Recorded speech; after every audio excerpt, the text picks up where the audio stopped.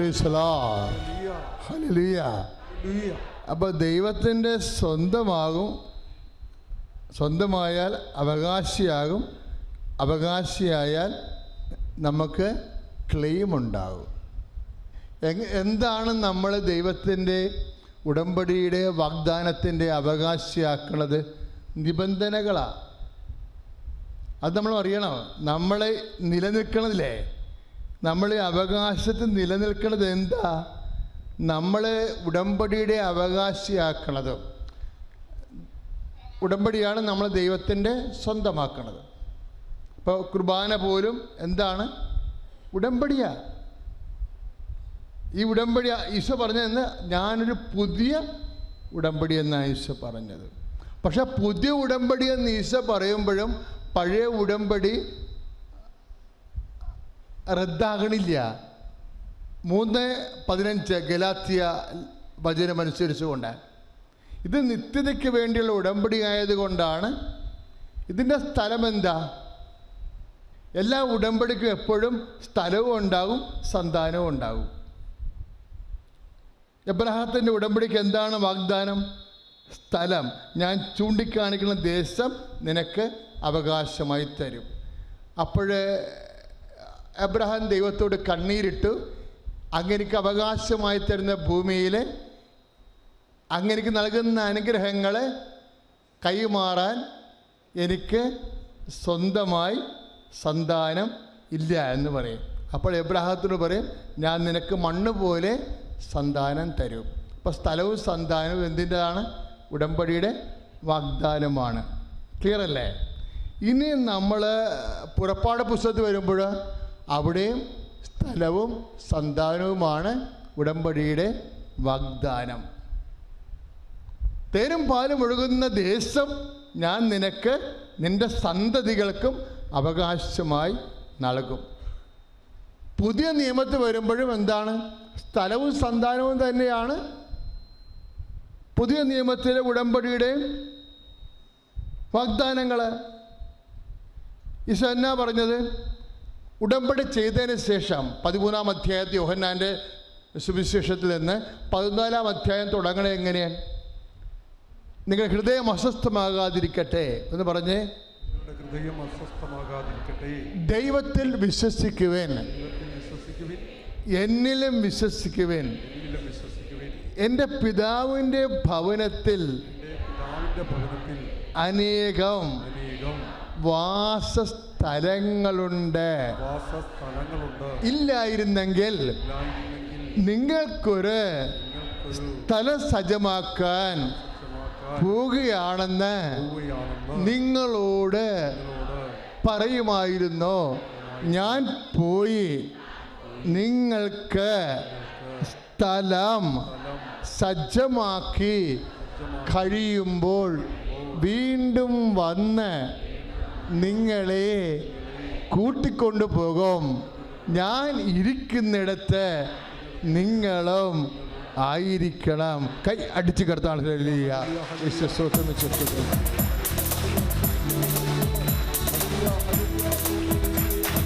പ്രിയന്റെ വരവിൻ ധ്വനി മുഴങ്ങും, മക്കളെ പോലെ നാം പറന്നുയരും.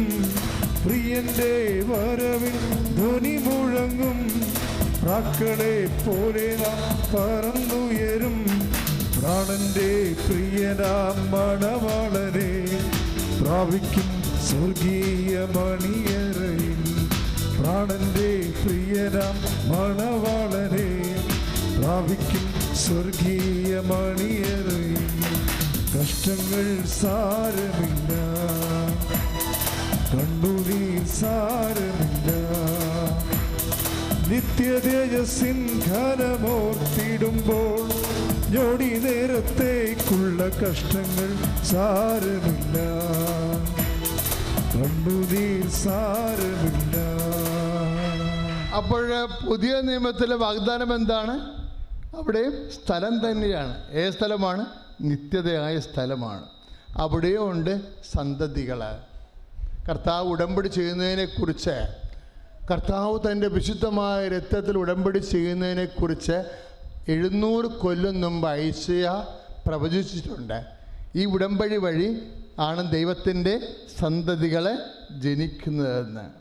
ദൈവത്തിൻ്റെ വിശുദ്ധ സന്തതികളെ പാപരഹിതമായി കർത്താവ് വീണ്ടെടുത്ത തൻ്റെ വിശുദ്ധമായ രക്തത്താൽ വീണ്ടെടുത്ത സന്തതികളെ ഈ ഉടമ്പടി മൂലമാണ് ഉണ്ടാകുന്നതെന്ന് ഐസയ 53 ഏറ്റു പറഞ്ഞ് അവിടുന്നാണ് അവനെ ക്ലേശങ്ങൾക്ക് വിട്ടുകൊടുത്തത്. ഐസയ 53:10 ഐസയ 53:10 അവിടുന്ന് ഏറ്റു പറഞ്ഞ് അവിടുന്നാണ് അവനെ ക്ലേശങ്ങൾക്ക് വിട്ടുകൊടുത്തത്. പാപപരിഹാര ബലിയായി തന്നെ തന്നെ അർപ്പിക്കുമ്പോൾ അവൻ തൻ്റെ സന്തതി പരമ്പരയെ കാണുകയും ദീർഘായുസ് പ്രാപിക്കുകയും ചെയ്യും. അവൻ തൻ്റെ സന്തതി പരമ്പരയെ കാണുകയും ദീർഘായുസ് പ്രാപിക്കുകയും ചെയ്യും. Praise the Lord. അപ്പം പുതിയ നിയമ ഉടമ്പടിയിലൂടെയാണ് വിശ്വാസത്തിൻ്റെ നിത്യതയ്ക്ക് വേണ്ടിയുള്ള സന്തതികൾ പരമ്പരയായി വരുന്നത്. അപ്പോൾ പുതിയ നിയമത്തിൻ്റെ ഉടമ്പടിയിലും എന്താണുള്ളത്? സ്ഥലവും സന്താനവുമാണുള്ളത്. ഇവ സന്താനങ്ങളെ അനുഗ്രഹിക്കുമെന്നല്ലേ ആദ്യം മുതലേയുള്ള വാഗ്ദാനം. സന്താനങ്ങളെ അനുഗ്രഹിക്കപ്പെട്ട സന്താനങ്ങളല്ലേ ഇവിടെ വന്ന് സാക്ഷ്യം പറയണത്, അല്ലേ? എത്ര സന്താനങ്ങളാണ്. അതുപോലെ പല ആൾക്കാരും സാക്ഷ്യം അപ്പം ഇവർ വന്ന് 2 സാക്ഷ്യങ്ങളൊക്കെ ആകുമ്പോൾ എന്നോടൊന്ന് പറയാം, അച്ഛാ സാക്ഷ്യം പറയാനായോ? ഞാൻ പറഞ്ഞ് എൻ്റെ അടുത്ത കാര്യമെന്ന് ചോദിക്കും. അപ്പോൾ ഞാൻ അതുകൂടി അപ്പം ഞാൻ അതുകൂടി നടക്കും, അത് കഴിഞ്ഞിട്ട് വന്ന് സാക്ഷ്യം പറയാം. അതായത് ഒരു അനുഗ്രഹം പോലും കിട്ടാത്തൊരു വിഷമിക്കേണ്ട കാര്യമില്ല. അങ്ങനെ ആരെങ്കിലും ഉണ്ടെങ്കിൽ വിഷമിക്കേണ്ട കാര്യമില്ല. കാര്യം ഉടമ്പടിക്ക് ആ 1 വർഷം വരെ സമയമുണ്ട്. 4 കോളങ്ങളില്ലേ നമുക്ക്, 4 കോളങ്ങളില്ലേ? അപ്പോൾ അതുവരെ വെയിറ്റ് ചെയ്യണം. അതുവരെ വെയിറ്റ് ചെയ്തിട്ട് അപ്പോൾ എപ്പോഴും നമ്മൾ ശ്രദ്ധിക്കേണ്ട വിഷയം എന്ന് വെച്ച് കഴിഞ്ഞാൽ നമ്മൾ ദൈവം എപ്പോഴും നമ്മൾ ഉടമ്പടിയുടെ നിബന്ധനകളോടെ പാലായിലെ ഒരു സഹോദരൻ ഒരു സാക്ഷ്യം പറഞ്ഞില്ലേ, ആ സാക്ഷ്യം എനിക്ക് വളരെ ടച്ചിങ് ആയിട്ട്, എല്ലാ സാക്ഷ്യങ്ങളും നല്ലതാ, പക്ഷേ അദ്ദേഹം ഒരു യൂത്താണ്. അദ്ദേഹം പറയുന്ന സാക്ഷ്യം എന്ന് പറയണത് അത് ഉടമ്പടി വെക്കുന്ന കാര്യങ്ങൾ ലഭിച്ചില്ലെങ്കിലും കർത്താവ് പ്രാർത്ഥിക്കാൻ വേണ്ടി എനിക്കൊരവസരം തന്നല്ലോ, അങ്ങനെയാണ് പറയണത്, ഇല്ലേ? കർത്താവ് പ്രാർത്ഥിക്കാൻ വേണ്ടി എനിക്കൊരവസരം തന്നല്ലോ. അതിൻ്റെ അർത്ഥം എന്താണ്? അതിലൂടെ പ്രാർത്ഥനയുടെ നമുക്ക് ലഭിക്കണത് എന്താണ്? ശക്തീകരണമാണ്. അതിൻ്റെ മീൻസ് എപ്പോഴായാലും വിഷയം കർത്താവ് ഇടപെട്ടിരിക്കും.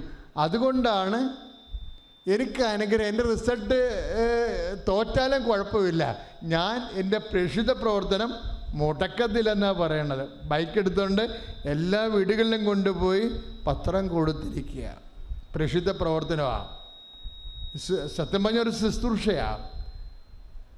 പത്രം കൊടുക്കുക എന്ന് പറയുമ്പോൾ പ്രേക്ഷിത പത്രമാണ്. നിങ്ങൾ തന്നെ പലരും ഇവിടെ വന്നിരിക്കണത് പത്രത്തിലൂടെ കർത്താവ് പ്രവർത്തിച്ച സന്ധിപ്പ് കണ്ടാണ്.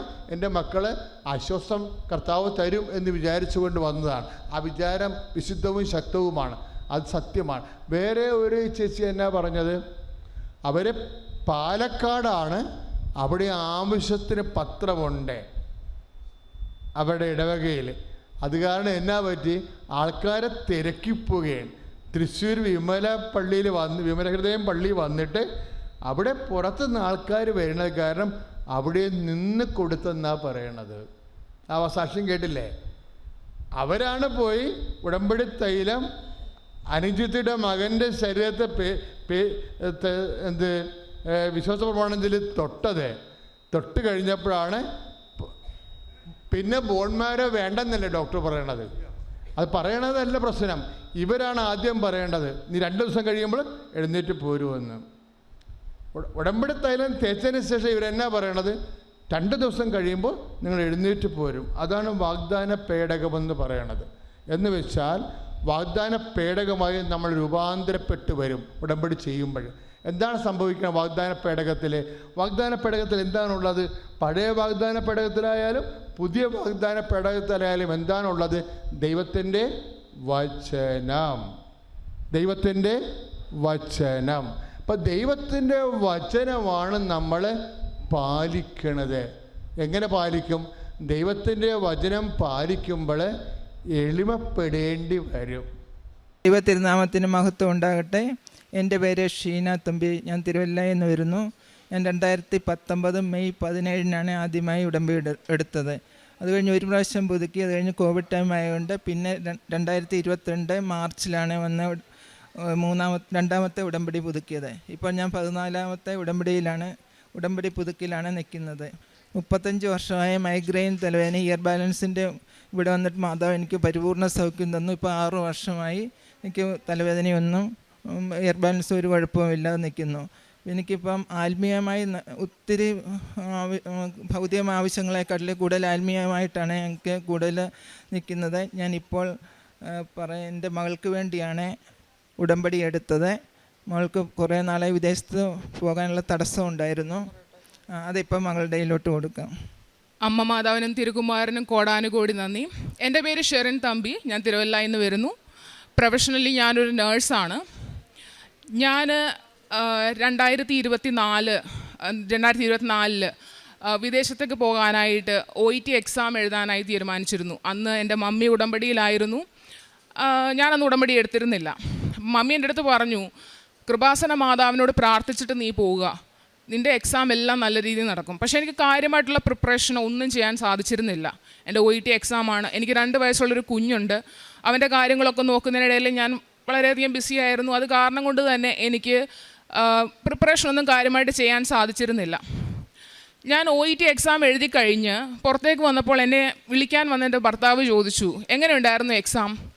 ഞാൻ പറഞ്ഞു, എനിക്ക് എന്താ എഴുതിയെന്നൊന്നും ഒരു പിടുത്തവും ഇല്ല. ഞാനിതിൽ പാസ്സാകുകയാണെങ്കിൽ അത് കൃപാസന മാതാവിൻ്റെ അത്ഭുതം കൊണ്ട് മാത്രമായിരിക്കും എന്ന് ഞാൻ അവിടെ വെച്ച് എൻ്റെ ഹസ്ബൻഡിനോട് പറഞ്ഞു. അതിനുശേഷം റിസൾട്ട് വരുന്ന ദിവസമായി. പക്ഷേ അന്ന് റിസൾട്ട് വരുമെന്ന് പോലും എനിക്ക് സത്യം പറഞ്ഞാൽ അറിയില്ലായിരുന്നു. ഞാൻ ശരിക്കും UK പോകാനുള്ള പ്ലാനോടെയാണ് നിന്നത്. എല്ലാവർക്കും അറിയാമായിരിക്കും, UK പോകുമ്പം നമുക്ക് 3 മൊഡ്യൂളിന് B സ്കോറും 1 മൊഡ്യൂളിന് C+ മതി. പക്ഷേ റിസൾട്ട് വരുന്ന ദിവസം എനിക്ക് മാതാവ് തന്നത് എല്ലാ മൊഡ്യൂളിനും B സ്കോറോട് കൂടിയാണ് എനിക്ക് മാതാവ് എന്നെ പാസ്സാക്കിച്ചത്. അത് എൻ്റെ ലൈഫിലെ വലിയൊരു അത്ഭുതമായിട്ട് ഞാൻ കണക്കാക്കുന്നു. പക്ഷേ എന്നിട്ടും ഞാൻ ഉടമ്പടി എടുത്തിരുന്നില്ല. ഓൺലൈൻ ഉടമ്പടി എടുക്കാൻ ട്രൈ ചെയ്തു. പക്ഷേ പാതി വഴിയിൽ അത് എനിക്ക് പല കാരണങ്ങളാൽ എനിക്കത് പൂർത്തീകരിക്കാൻ പറ്റിയില്ല. ഈ സാഹചര്യത്തിലാണ് UK നമുക്ക് ഇൻ്റർവ്യൂസ് ഇല്ലാതാവുന്നതും റിക്രൂട്ട്മെൻറ്റ് കുറയുന്നതും അങ്ങനെ പല സാഹചര്യങ്ങളിലൂടെ ഞാൻ കടന്നുപോയി. പലയിടത്തും ആപ്ലിക്കേഷൻ അയച്ചു. അപ്പോൾ അവർ പറഞ്ഞു, ഞങ്ങൾക്കിപ്പോൾ റിക്രൂട്ട് ചെയ്യാൻ പറ്റില്ല, കാരണം നിയമങ്ങൾ മാറിക്കൊണ്ടിരിക്കുകയാണ്. അങ്ങനെ ഇരിക്കുന്ന സാഹചര്യത്തിൽ നമുക്ക് 2 ഓപ്ഷൻ ചൂസ് ചെയ്യാമെന്നുള്ള രീതിയിൽ ഞാൻ എൻ്റെ സുഹൃത്തുക്കൾ വഴി അറിഞ്ഞു. ഒന്നാമത്തെ ഓപ്ഷൻ, നമുക്ക് UK നമ്മുടെ സ്വന്തം ചെലവിൽ പോയി OSCE എക്സാം എഴുതാം. രണ്ടാമത്തെ ഓപ്ഷൻ, വേണമെങ്കിൽ മാൾട്ടയ്ക്ക് പോകാം, അതേ ചിലവ് തന്നെയാണ്. അപ്പോൾ എന്ത് വേണമെന്ന് ഞാൻ ആകെ കൺഫ്യൂഷനിലായിരിക്കുന്ന സമയത്ത് ഞാൻ OSCE എക്സാം എഴുതാൻ തീരുമാനിച്ചു. UK പോയി സ്വന്തമായി ചിലവെടുത്ത് OSCE എക്സാം എഴുതാൻ തീരുമാനിച്ചു. OSCE എക്സാം എന്ന് പറഞ്ഞാൽ അവിടെ രജിസ്റ്റേർഡ് നേഴ്സ് ആകാനുള്ള ഒരു എക്സാമിനേഷനാണ്. അത് എക്സാം ഞാൻ എഴുതാൻ തീരുമാനിച്ചു. അങ്ങനെ ഞാൻ UK അത്യാവശ്യം നല്ലൊരു ഇൻസ്റ്റിറ്റ്യൂട്ടിൽ തന്നെ കോൺടാക്റ്റ് ചെയ്ത് അവർ OSCE എക്സാം ഞാൻ എഴുതാൻ റെഡിയാണെന്ന് പറഞ്ഞു. അവരുടെ കോച്ചിങ് എടുക്കാനും ഞാൻ റെഡിയാണ് എന്ന് പറഞ്ഞു. അങ്ങനെ ഫെബ്രുവരിയിൽ 2 ദിവസത്തെ കോച്ചിങ്ങിനായിട്ട് ഞാൻ കൊച്ചിയിൽ പോയായിരുന്നു. അപ്പോൾ അവിടെ വെച്ച് അവരുടെ കോച്ചിങ്ങൊക്കെ എനിക്ക് വളരെയധികം ഇഷ്ടപ്പെട്ടു. അതിനുശേഷം ഞാൻ അവരോട് ചോദിച്ചിരുന്നു, നിങ്ങളുടെ ഇൻസ്റ്റിറ്റ്യൂട്ടിൽ ട്രെയിനേഴ്സ്, അതായത് ടീച്ചേഴ്സിൻ്റെ റിക്രൂട്ട്മെൻറ്റ് നിങ്ങൾ നടത്താറുണ്ടോ എന്ന് ഞാൻ ചോദിച്ചു. കാരണം എനിക്ക് ടീച്ചിങ്ങിനോട് താല്പര്യമുള്ള ഒരാളുമായിരുന്നു. അപ്പോൾ അവരന്ന് പറഞ്ഞു, ഇല്ല, ഞങ്ങളിപ്പോൾ എടുക്കുന്നില്ല, ഞങ്ങൾ നേരത്തെ എടുക്കുന്നുണ്ടായിരുന്നു എന്നവർ പറഞ്ഞു. ശരി, ഞാനത് അവിടെ കൊണ്ട് വിട്ടു. ഏപ്രിൽ 2-ാം തീയതി ഞാൻ എൻ്റെ വിസിറ്റിംഗ് വിസയിലാണ് പോയി OSCE എഴുതാൻ വേണ്ടി തീരുമാനിച്ചത്. അപ്പോൾ ഏപ്രിൽ 2-ാം തീയതി ഞാൻ വിസയ്ക്കായിട്ട് വെച്ചു. എൻ്റെ ബയോമെട്രിക് കഴിഞ്ഞു. ഞാൻ വീട്ടിൽ തിരിച്ചെത്തി. കുറച്ച് ദിവസങ്ങൾക്ക് ശേഷം എനിക്ക് മുമ്പേ പോയ എൻ്റെ ചില സുഹൃത്തുക്കൾ പറഞ്ഞു, ചേച്ചി OSCE എക്സാം എഴുതിയിട്ടും വലിയ കാര്യമൊന്നുമില്ല, ഇവിടെ നമുക്ക് ജോലി കിട്ടാൻ വളരെ പാടാന്ന് പറഞ്ഞു. അപ്പം ഞാൻ അമ്മ മാതാവിനോട് ചോദിച്ചു, മാതാവേ ഞാൻ എന്ത് ചെയ്യണം? കാരണം OSCE എക്സാം എഴുതിയിട്ടും നമുക്ക് ജോലി കിട്ടുന്നില്ല. ഞാൻ ഓൾറെഡി പൈസ പേ ചെയ്തു. ഞാൻ എന്ത് ചെയ്യണം? അപ്പോൾ അങ്ങനെ ഇരിക്കുമ്പോഴാണ് എൻ്റെ മനസ്സിൽ ആരോ വന്ന് പറയുകയാണ്, നീ ഉടമ്പടി എടുക്ക്, എല്ലാം ശരിയാകും എന്ന് എൻ്റെ അടുത്ത് പറഞ്ഞു. ഞാൻ എൻ്റെ മമ്മിയുടെ അടുത്ത് ഓടിച്ചെന്ന് പറഞ്ഞു, മമ്മി എനിക്ക് ഉടമ്പടി എടുക്കണം. അപ്പം ഞാനും മമ്മിയും പിറ്റേ ദിവസം വന്നിവിടെ ഉടമ്പടി എടുത്തു. ഉടമ്പടി എടുക്കുന്ന സമയത്ത് ഞാൻ മാതാവിനോട് ഒരു കാര്യം പറഞ്ഞു, അമ്മേ ഈ പോകുന്ന ഓസ്കി എക്സാം കൊണ്ട് എനിക്ക് യാതൊരു പ്രയോജനവും ഇല്ലെങ്കിൽ ഈ വെച്ചിരിക്കുന്ന വിസിറ്റിംഗ് വിസ നീ എനിക്ക് റിജക്റ്റ് ആക്കി തരണം എന്ന് ഞാൻ അമ്മയോട് പറഞ്ഞു.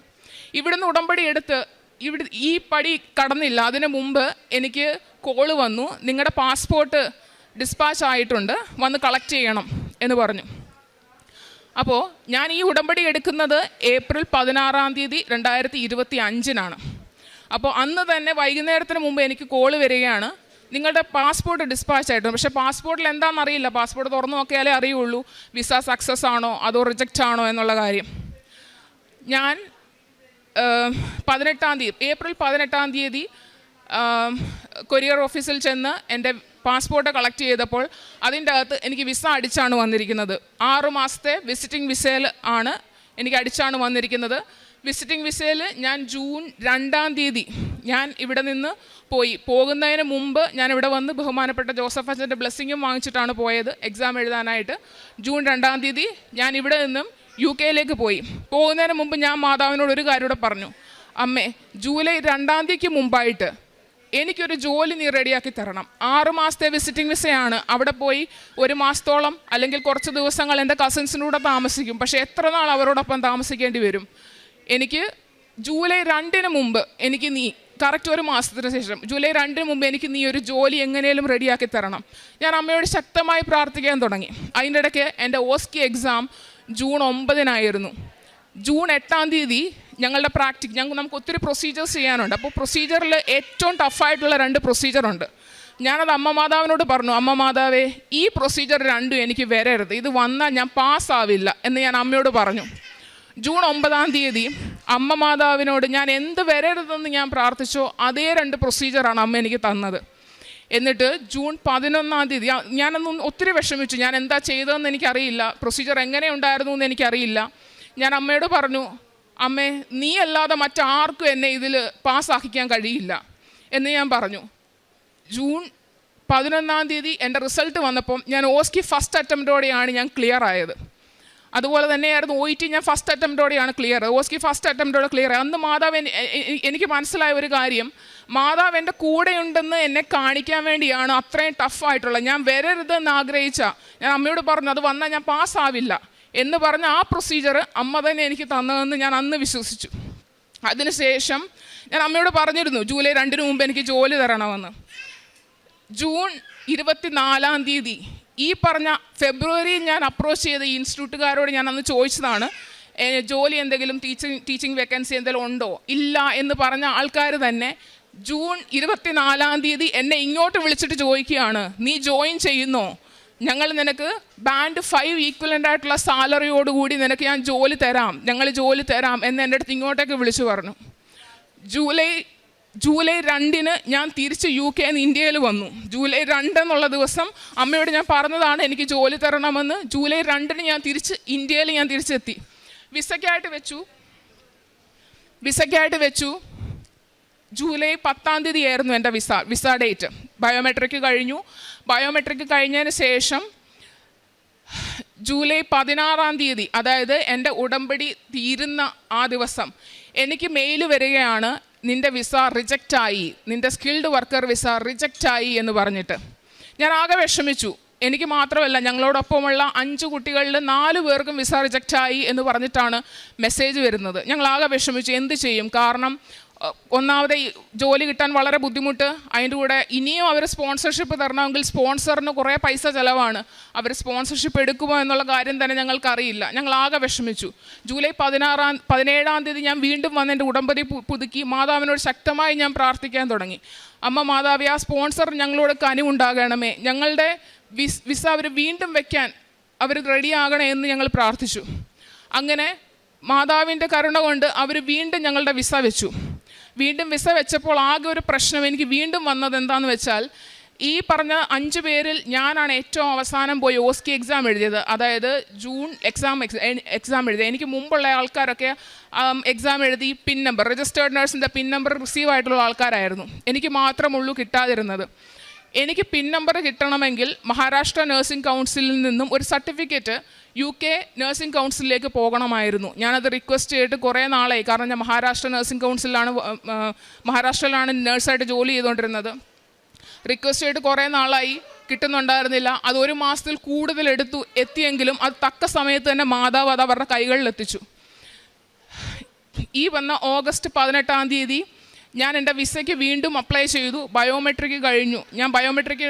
ഞാൻ വിസയ്ക്കായി കാത്തിരിക്കുകയാണ്. കാരണം അതിന് മുമ്പുള്ള ഒരാഴ്ച എൻ്റെ ഈ പറഞ്ഞ ബാക്കി 3 സുഹൃത്തുക്കൾക്കും അവരുടെ വിസ വന്നു, എല്ലാം റെഡിയായി. 18-ാം തീയതി ബയോമെട്രിക് കഴിച്ച് 4 ദിവസത്തിന് ശേഷം എനിക്ക് വീണ്ടും മെയിൽ വരികയാണ്, നീ ഹെൽത്ത് ആൻഡ് കെയർ വർക്കർ വിസയിൽ പോകാൻ എലിജിബിൾ അല്ല എന്ന് പറഞ്ഞിട്ട്. ബാക്കി എല്ലാവർക്കും വന്നു, 4 പേർക്കും വന്നു. എനിക്ക് മാത്രം വിസ വീണ്ടും റിജക്ഷനാണ്. നീ ഹെൽത്ത് ആൻഡ് കെയർ വിസയിൽ പോകാൻ എലിജിബിൾ അല്ല, നീ നിൻ്റെ ആപ്ലിക്കേഷൻ വിഡ്രോ ചെയ്യുക 10 ദിവസത്തിനുള്ളിൽ, അങ്ങനെയാണ് പറഞ്ഞത്. അപ്പം ഞാൻ വീണ്ടും മാതാവിനോട് പ്രാർത്ഥിച്ചു, അമ്മേ നീയായിട്ട് എനിക്ക് തന്ന ജോലിയാണിത്, ഇത് പിന്നെയും ഇങ്ങനെ റിജക്ഷനാണ് വന്നുകൊണ്ടിരിക്കുന്നത്, എന്താണ് കാരണമെന്ന് എനിക്കറിയില്ല, എൻ്റെ ജോലിയിൽ എന്താണ് തടസ്സമെങ്കിലും നീ എനിക്കത് മാറ്റിത്തരണം എന്ന് ഞാൻ അമ്മയോട് പ്രാർത്ഥിച്ചു. അതിനുശേഷം ഞാൻ എൻ്റെ സ്പോൺസറിനെ കോൺടാക്റ്റ് ചെയ്ത് ഇങ്ങനെ കാര്യം പറഞ്ഞപ്പോൾ അവർ പറഞ്ഞു, ഞങ്ങൾ നോക്കിയിട്ട് പറയാമെന്ന് പറഞ്ഞു. അവരന്ന് തന്നെ ഒരു മെയിൽ UK ഇമിഗ്രേഷനിലേക്ക് അവരയക്കുകയും ചെയ്തു. പക്ഷേ അതിനുള്ളൊരു റെസ്പോണ്ട് ഒരാഴ്ച ഞങ്ങൾ കാത്തിരുന്നിട്ട് അതിനുള്ള റെസ്പോണ്ട് വന്നില്ല. അങ്ങനെ ഇരിക്കുന്ന ദിവസങ്ങളിൽ ഈ സെപ്റ്റംബർ 10-ാം തീയതി എൻ്റെ സ്പോൺസർ എന്നോട് പറയുകയാണ്, ഷെറിൻ, ഞങ്ങൾ നിൻ്റെ വിസ വീണ്ടും വെക്കാൻ ട്രൈ ചെയ്യുകയാണ്. പക്ഷേ അവർ ഹെൽത്ത് ആൻഡ് കെയർ വർക്കർ വിസയിൽ പോകാൻ അവർ നിന്നെ അനുവദിച്ചില്ലെങ്കിൽ സ്കിൽഡ് വർക്കർ വിസയിൽ ഞങ്ങൾക്ക് വിസ വെക്കേണ്ടി വരും. പക്ഷേ അതിനുള്ള എക്സ്പെൻസ് നീ എടുക്കേണ്ടി വരും. അത് ഏകദേശം 4 ലക്ഷത്തോളം രൂപയാകും. ഞാൻ ഓൾറെഡി സ്വന്തം എക്സ്പെൻസിലാണ് ഓസ്കി എക്സാം എഴുതാൻ പോയത്. പക്ഷേ ഇനിയും ഒരു 4 ലക്ഷം കൂടി എടുക്കുക എന്ന് പറഞ്ഞാൽ അത് പെട്ടെന്ന് എങ്ങനെ അറേഞ്ച് ചെയ്യും എന്നോർത്ത് ഞാൻ ഏറെ വിഷമിച്ചു. ഞാൻ അമ്മയോട് ഒത്തിരി കരഞ്ഞ് പ്രാർത്ഥിച്ചു, അമ്മ മാതാവേ, അവർ ആ മെയിലിനെങ്കിലും അറ്റ്ലീസ്റ്റ് ഒന്ന് റിപ്ലൈ തരണേ. ഞാൻ അമ്മയോട് പറഞ്ഞു, എന്തുകൊണ്ടാണ് എൻ്റെ വിസ റിജക്റ്റ് ചെയ്യുന്നത് എന്നൊന്ന് പറയാനുള്ള കാരണമെങ്കിലും എനിക്കൊന്ന് അറിയാൻ സാധിക്കണേ എന്ന് ഞാൻ അമ്മ മാതാവിനോട് പറഞ്ഞു. ഞാൻ രാത്രിയിൽ ഞാൻ കുറേ പ്രാർത്ഥിച്ചു.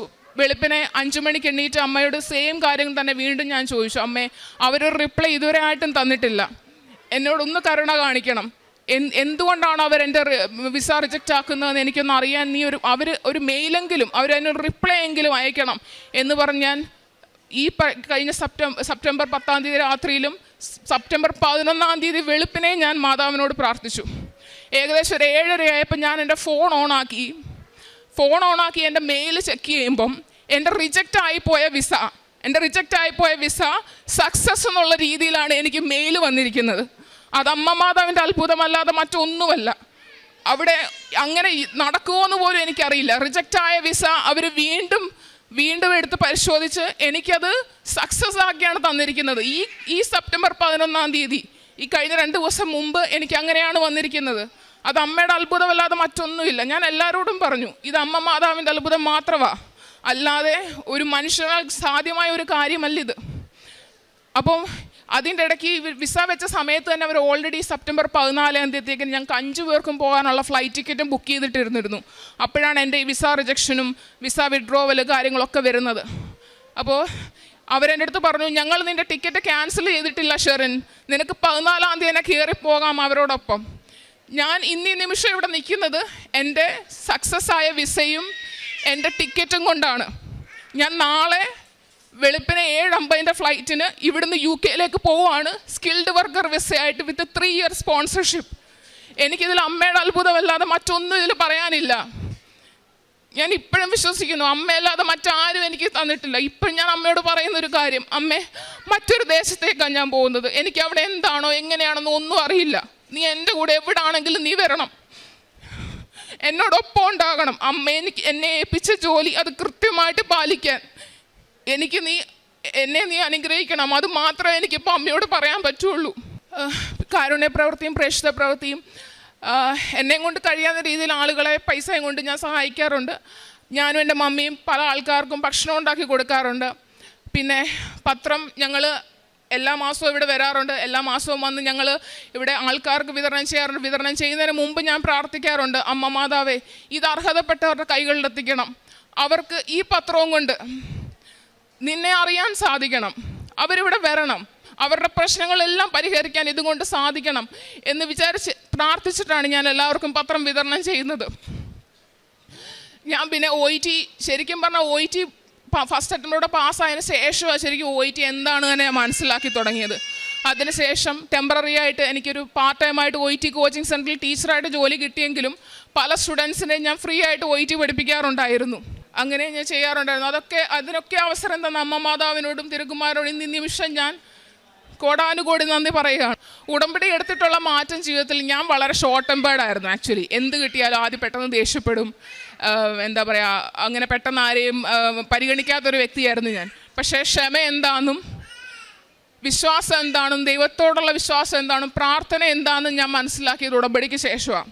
ക്രിസ്ത്യാനിയായിട്ട് 35 വർഷം ജീവിച്ചിട്ടും ശരിക്കും ഉടമ്പടിക്ക് ശേഷമാണ് ഞാൻ ദൈവത്തോട് കൂടുതൽ അടുക്കുന്നത്.